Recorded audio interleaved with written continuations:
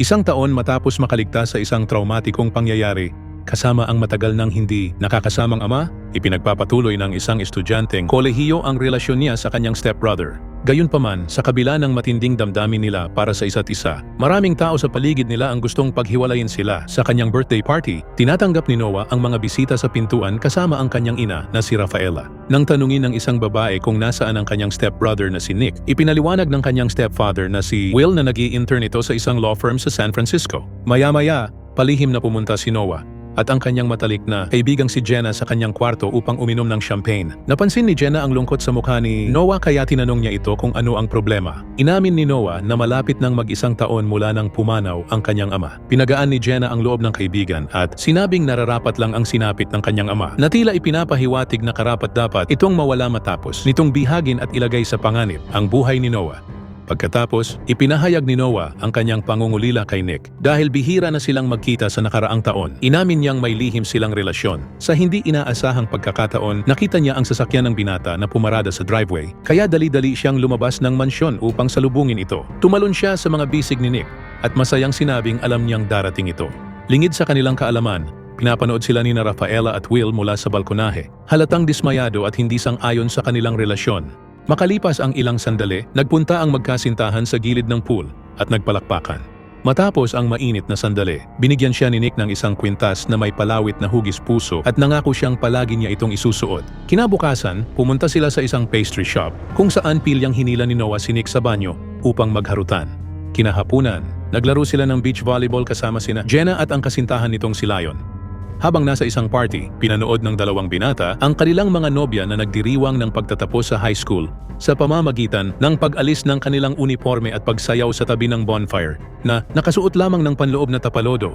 Ipinahayag ni Lion ang kanyang pangamba na maaaring mapahamak ang kanilang relasyon dahil sina Noah at Jenna na 3 taon ang bata sa kanila ay papasok na sa kolehiyo at makikilala ang mga kaedad nila. Binaliwala ni Nick ang kanyang pag-aalala, ngunit iginiit ni Lion na laging nasisira ang mga relasyon dahil sa distansya. Makalipas ang ilang araw, binisita ni Lion ang kanyang kapatid na si Lucas sa kulungan at sinabi nitong posibleng mawala sa kanila ang kanilang garahe dahil mahina na ang negosyo at tumaas ang renta. Gayunpaman, matigas ang paninindigan ng nakatatandang lalaki na hindi nila dapat ibenta ang shop sa kabila ng kanilang pinansyal na problema.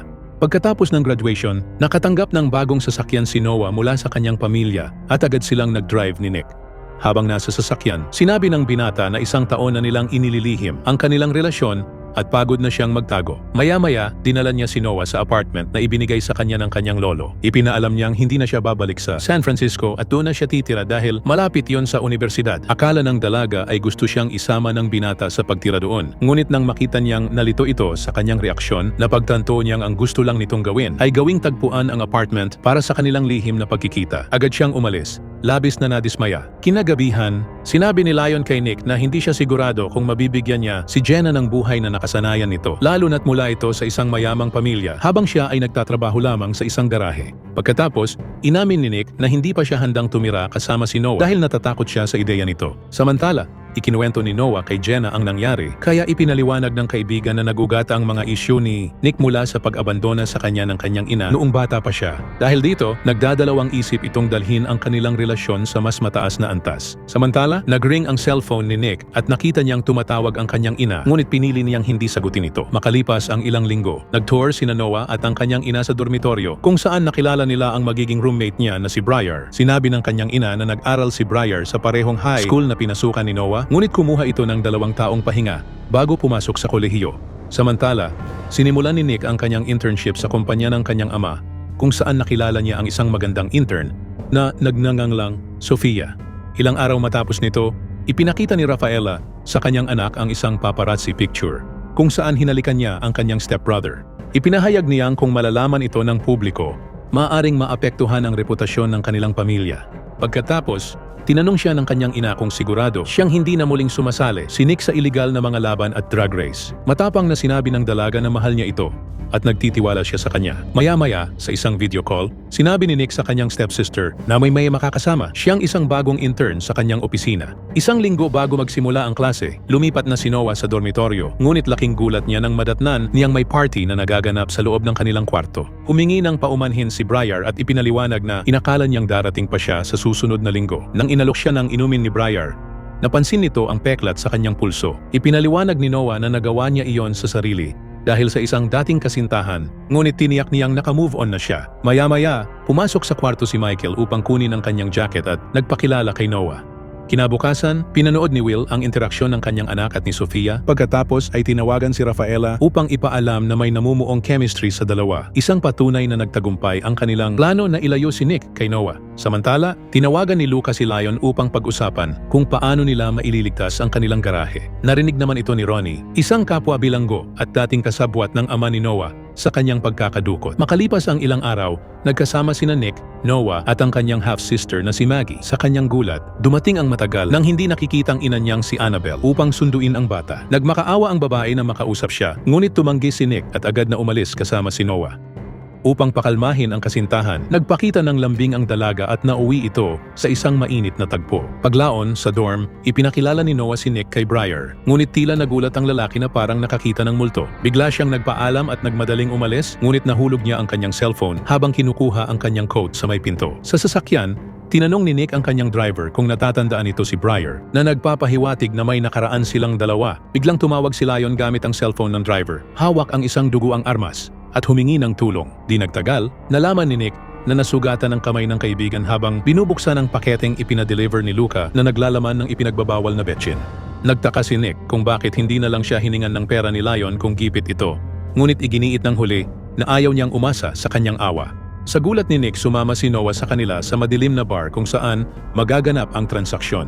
Ipinaliwanag ni Lion na sinagot ni Noah ang tawag niya kanina, kaya nalaman nito ang nangyayari. Pagdating doon, nakilala nila si Bobby, ang kapatid ni Ronnie na patuloy na sinisisi si Noah sa pagkakakulong ng kanyang kapatid.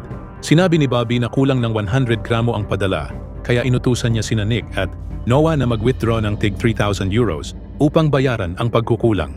Habang nagiinom, ibinuhos ni Noah ang kanyang inumin sa sapatos ng isang bastos na costumer na nauwi sa isang gulo sa loob ng bar. Sa gitna ng kaguluhan, sinubukang saktan ni Bobby si Nick, ngunit agad siyang pinigilan ni Noah at sinuntok ito sa mukha. Sa istasyon ng pulis, tinawagan ni Nick si Sofia at hiniling na piyansahan sila. Nangako naman ang dalaga na hindi niya ipapaalam kay Will ang nangyari. Pagkalabas, pinagsabihan ni Noah si Nick dahil sa kanyang pakikisangkot sa ilegal na transaksyon. Nangako naman ang binata na kagagawan iyon ni Luca at wala siyang balak maipit sa ganoong sitwasyon muli. Bilang pambawi sa dalaga, sumama siya rito upang mag-ampon ng isang itim na pusa mula sa animal shelter. Sa labas ng dorm, inamin ni Nick na hindi niya gusto ang pakiramdam niya kay Briar, ngunit tumanggi siyang ipaliwanag kung bakit. Nang tanungin niya tungkol sa roommate, sinabi ni Noah na nasangkot ito sa isang aksidente sa kotse kasama ang kanyang dating kasintahan habang nasa isang ilegal na karera. Tinanong ng dalaga kung kilala niya ang naturang lalaki, ngunit sinabi ni Nick na malamang nangyari ito noong nasa Mexico siya. Dagdag pa niya, 2 buwan na confined sa ospital si Briar matapos ang aksidente at paglabas nito may iba ng kasintahan ang dating nobyo nito.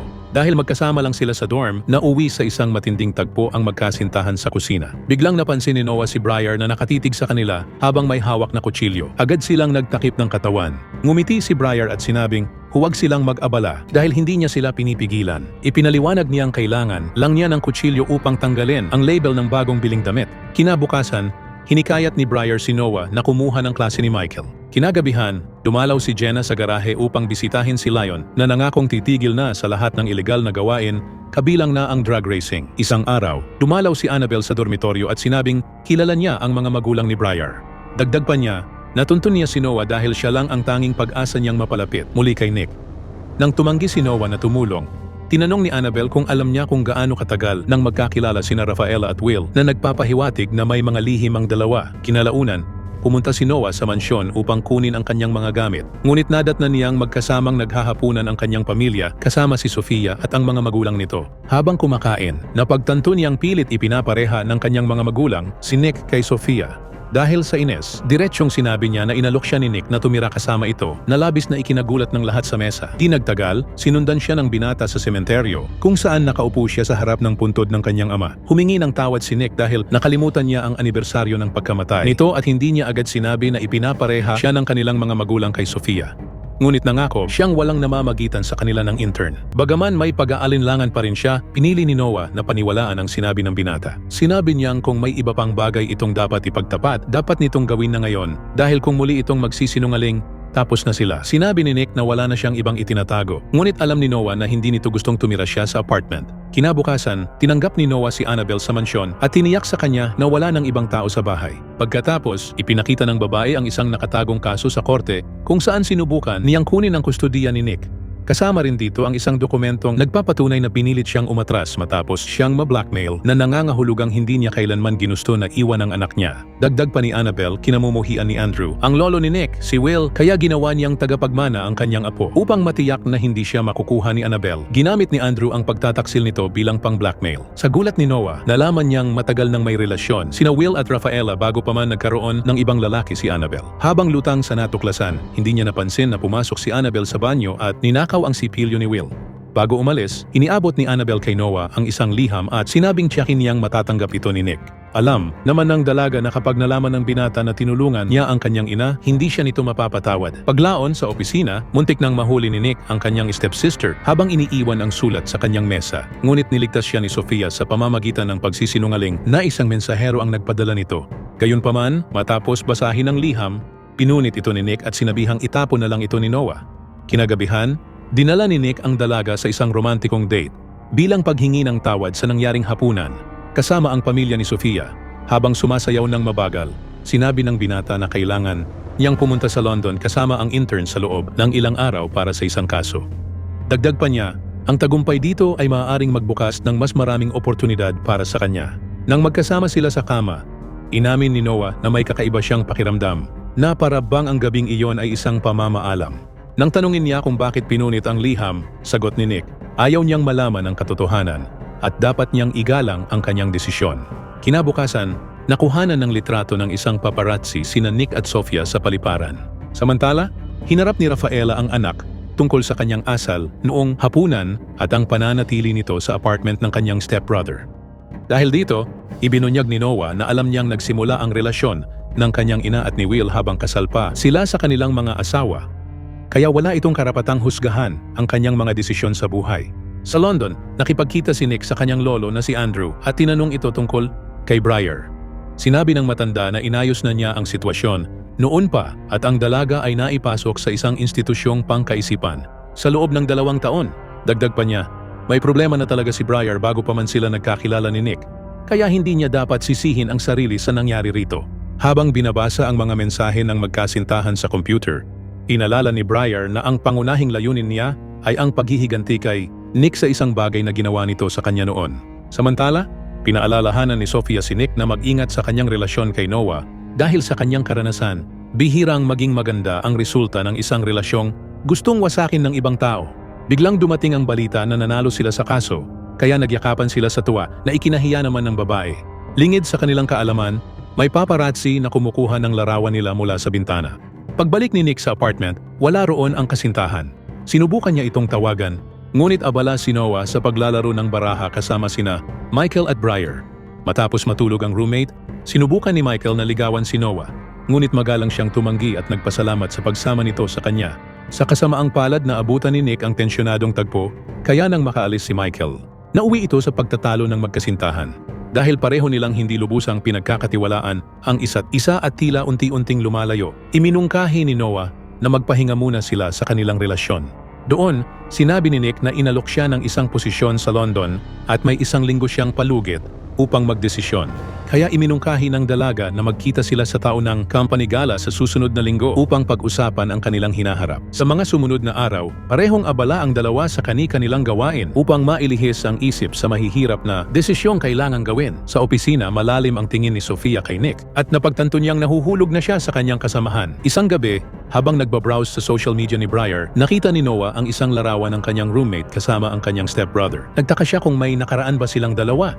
Kinabukasan, hiniling ni Lion kay Nick na sumali sa isang huling karera upang kumita ng pera para mailigtas ang garahe. Idinagdag niya na kahit kasabay ito ng gala, makakahabol pa rin sila sa event. Sa simula, tumanggi si Nick dahil nangako siya kay Noah na hindi na siya muling tatakbo sa ilegal na karera. Ngunit nagbago ang isip niya nang malaman niyang lalaya na si Ronnie at sasali rin ito sa paligsahan. Sa gulat ng mga lalaki, dumating ang kanilang mga kasintahan sa karera, alam ang kanilang plano. Habang nagaganap ang kompetisyon, sinabi ni Nick sa mga kaibigan na kailangang manalo si Leon. Ngunit hindi nila siya pinakinggan. Lingid sa lahat, tinawagan ni Briar ang mga autoridad upang isumbong ang iligal na karera. Sa huli, sinandwich ni Noah at Nick ang sasakyan ni Ronnie upang mabangga ito sa sasakyan ng pulisya at tuluyang maaresto. Pagkatapos, huminto sila bago makarating sa finish line kaya't nanalo sila yon at naiuwi ang €15,000 na premyo. Sa gala, magkasamang nag-pose sina Nick at Sofia sa red carpet para sa mga photographer. Samantala, nakipaghiwalay si Jenna sa kanyang kasintahan dahil hindi nito kayang ihiwalay ang kanyang pagkatao sa kanyang kayamanan. Habang nag-uusap sina Noah at Briar, sumingit si Sofia upang pasalamatan siya sa pagtulong tungkol sa liham. Maya-maya, nilapitan ni Nick si Briar at tinanong kung bakit siya naroon. Sagot nito, matagal na niyang pangarap na isama siya ni Nick sa gala. Sinabi naman ni Nick na 3 buwan lang silang nag-date. 3 taon na ang nakalipas. Kaya dapat na siyang tumigil sa pagpapahirap sa kanya. Ibinunyag niyang siya ang dating kasintahan ni Briar na sangkot sa aksidente sa drag race. Makalipas ang ilang sandali, sinabi ni Noah kay Nick na alam na niya ang tungkol sa nakaraan nila ni Briar. Samantala, tinanggap ni Lion ng isang trabaho mula kay G. Tavish, ang ama ni Jenna, at sinabing magsisimula siya mula sa ibaba upang makuha muli ang kanyang dating kasintahan. Sa gulat ng lahat, pinapasok ni Briar si Annabelle sa gala sa likurang pinto. Sinabi ng babae kay Nick na hindi niya ito iniwan at umalis lamang siya dahil may relasyon na sina Will at Rafaela noon pa man. Sa hardin, ipinakita ni Annabelle kay Will ang resulta ng isang paternity test na nagpapatunay na siya ang tunay na ama ni Maggie at hindi ang kasalukuyang asawa ni Annabelle. Nang tanungin ni Rafaela kung kailan ito nangyari, sinabi ni Will na noong bakasyon nila sa Bahamas bago ang kanilang diborsyo. Lahat ay nagtataka kung paano nakuha ni Annabelle ang DNA, kaya inamin ni Noah na siya ang nagpasok nito sa mansyon at nag-iwan ng liham sa opisina. Ipinaliwanag niyang gusto lang niyang malaman ni Nick na hindi siya iniwan ng kanyang ina. Ngunit ayon kay Nick, ang natutunan lang niya ay isang halimaw ang kanyang lolo, nagsinungaling sa kanya ang kanyang ama habang buhay, at hindi siya minahal ng kanyang ina. Ginawa lang niya ang lahat upang protektahan si Maggie. Dahil sa matinding galit at pagkakanulo, bumalik si Nick sa party at hinalikan si Sofia sa harap ng lahat. Habang papaalis siya kasama si Lion, ipinakita ni Briar kay Noah ang mga litrato ni Nick at Sofia na magkasama na nagpapahiwatig na matagal na silang may relasyon. Bago siya lumayo, palihim na ninakaw ng kasama sa silid ang mga susi mula sa bag ng dalaga. Dahil ipinaunawa sa kanya ng kaibigan ang kanyang pagkakamali, bumalik si Nick sa party upang hanapin ang kanyang stepsister. Tinanong niya si Briar kung nasaan ito, ngunit sinabi ng kasama sa silid na huli na siya. Pagkatapos, isinawalat nito na buntis siya noong nangyari ang aksidente at nawala ang kanyang anak. Kahit pa iginiit ni Nick na wala siyang alam tungkol sa kalagayan nito, naniniwala si Briar na may kinalaman ang pamilya ni Nick sa pagkawala ng kanyang anak dahil pag-aari nila ang ospital. Ipinilit ni Nick na malaman kung nasaan si Noah, kaya sinabi ng kasama sa silid na malamang nasa dorm ito at sinasaktan ng sarili. Di nagtagal, pinuwersa ng lalaki ang pagbukas ng pinto ng dorm, ngunit wala roon ang kanyang stepsister. Samantala, nasa loob ng silid ni Michael ang dalaga, pinapatuyo ang sarili, at nagpapasalamat sa kanya sa pagpapapasok dahil nawala ang kanyang mga susi. Habang tinutulungan siya sa kanyang bag, napansin ng lalaki ang mensahe ng paghingi ng tawad ni Nick sa kanyang telepono ngunit hindi ito pinansin. Kalaunan, naganap ang hindi inaasahan at nahulog ang heart necklace sa sahig. Makalipas ang ilang sandali, nakita ni Noah si Nick na naghihintay sa ulan. Matapos ang ilang segundo ng katahimikan, napagtanto nilang tapos na ang kanilang relasyon. Samantala, tinanggap ni Rafaela at Will na sila ang may kasalanan sa lahat na nangyari sa kanilang pamilya. Kinabukasan, dinalaw ni Noah ang puntod ng kanyang ama at nakita ang mensahe ni Nick na nakasulat sa lapida. Ipinapangakong palagi siyang nandiyan para sa kanya.